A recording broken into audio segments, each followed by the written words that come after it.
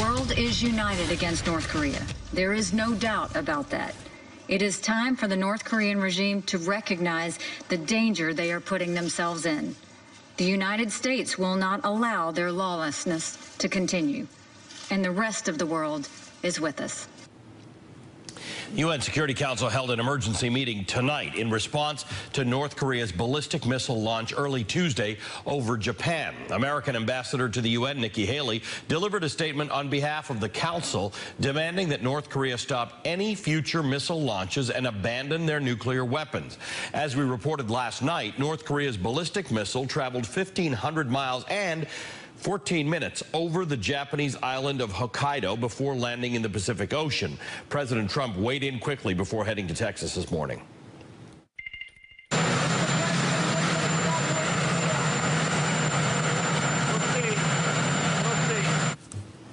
North Korea's official news agency quoted Kim Jong-un as saying the missile test was, quote, a meaningful prelude to containing Guam. Joining me now, Democratic Congressman John Garamendi of California, member of the Armed Services Committee, and retired four-star U.S. Army General Barry McCaffrey, a decorated combat veteran of Vietnam and now an MSNBC military analyst. Gentlemen, good to see you both. General McCaffrey, let me start with you. There are complexities here because Rex Tillerson has said this, Nikki Haley has said this, the UN has said it, China has chimed in and said it, South Korea, Japan, they've all told North Korea, stop doing this. North Korea is not listening. Well, no question. By the way, I think Governor Haley's done an admirable job in pulling together, along with Secretary Tillerson, international condemnation of the North Korean regime. She got Russia and China on board for it. Yeah, and clearly the Chinese know it would be a disaster if North Korean forces actually employed offensive actions against either South Korea, the U.S. Armed Forces, or Japan. North Koreans are not going to back off their stated goals, unify the Korean Peninsula under their control, get the U.S. Armed Forces out, and be recognized as a nuclear power. So I think we're, again, although the rhetoric has been pretty bellicose, the reality of the matter is that we're going to be forced into defensive military measures, hopefully with an enhanced investment in missile defense, and also an attempt to provide whatever economic leverage and cyber warfare and low-level non-war measures to try and contain the North Koreans. But we're going to have to learn to live with a peril to the American people. Within a decade, Ali, the North Koreans will have a usable ICBM force that can threaten us. Congressman, this is tricky because we know less about North Korea than we know about other places who are adversaries. We have American troops in South Korea and in Japan with whom we have mutual defense treaties, and we have American troops elsewhere in the region. This goal that General McCaffrey talks about of North Korea is to unify the Korean Peninsula isn't really happening on anybody's watch. So what politically and strategically should the U.S. be thinking about?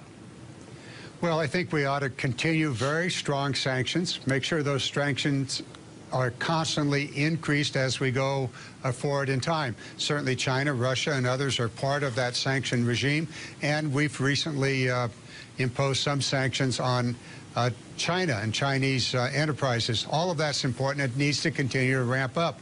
And we have to get back to negotiations. The six-party negotiations have not taken place since 2008, and for the last 3 years, there really has been very little, if any, dialogue with North Korea. So with the sanctions in place, putting the economic pressure on North Korea, and recognizing that a peace treaty has never taken place. Right. General McCaffrey's quite correct. But I think it's the other way around. South Korea has in their constitution the reunification of the entire peninsula. And so from both sides, probably from the north as well from the south. General, and we got to get past that. That's a valid point. They both have it. They both want to reunify the peninsula, and there are obvious political realities standing in the way of that. So, you know, General Secretary of State Tillerson and General Mattis have both implied that well short of military activity, there are either diplomatic or negotiated or sanctions regimes that are going to be very helpful. This administration has accused prior prior administrations going back decades of a bad strategy of strategic patience. So what do you think? Do we go forward on all fronts? Because they don't all look the same, right? Pursuing sanctions doesn't always go hand in hand with a negotiated settlement or diplomacy. Well, there's no question. I agree with the congressman. You know, at some point you got to talk to him, although there's probably a two-phase process here where you might restart the six-power talks minus the North Koreans. They've been unyielding in their political objectives all along. I think they are clearly, as Secretary Perry, our former defense secretary, said, going to achieve nuclear capability. They're not going to negotiate it away for any reason. So, yeah, negotiations are a tool, but it's unlikely to produce a situation in which we're not at peril in the coming decade. By the way, let's not even think that there's an equivalency between this wealthy South Korea with increasing rule of law and democracy and the North Korean repressive state. These people up north are bad actors. The people in the South are allies and good people. Right, they just both want the other one's country to be part of their whole.